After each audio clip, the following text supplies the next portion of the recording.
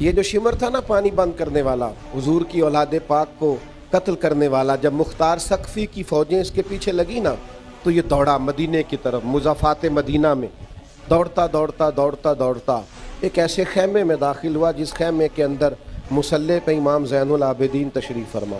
یوں نظر اٹھی امام علی مقام۔ دکھ بھی نہیں بندے کو بھولتے، دشمن بھی بندے کو نہیں بھولتے، جس نے تکلیف دی ہو وہ بھی اکثر یاد آتا ہے۔ تو امام نے یوں نظر اٹھائی، دیکھا چونکہ وہ دوڑا آیا تھا اور گرمی کا موسم تھا تو سانس پھولا ہوا تھا، تو امام فرمانے لگے پانی پلاؤں؟ پانی پلاؤں کس کو؟ جس نے پانی بند کیا۔ شمر سمجھا کہ انہوں نے پہچانا نہیں۔ امام اٹھے، مٹکے سے پانی پیالے میں ڈالا اور بھر کے دیا، کہا پی لو۔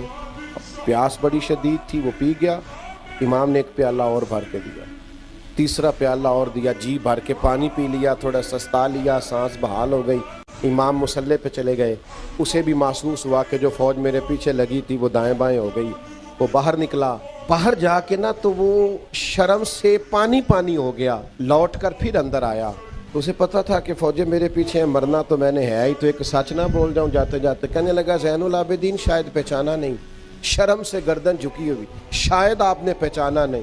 امام اللہ کا ذکر کر رہے تھے، یوں آنکھ مبارک اٹھائی، فرمایا کربلا میں میرا سارا خاندان تو نے پیاسا ذبح کر دیا، میں تجھے بھلا سکتا ہوں؟ تو جیسے ہی اندر آیا ہے مجھے 6 ماہ کے علی اصغر کی وہ خون میں لت پت لاش مبارک یاد آ گئی تھی۔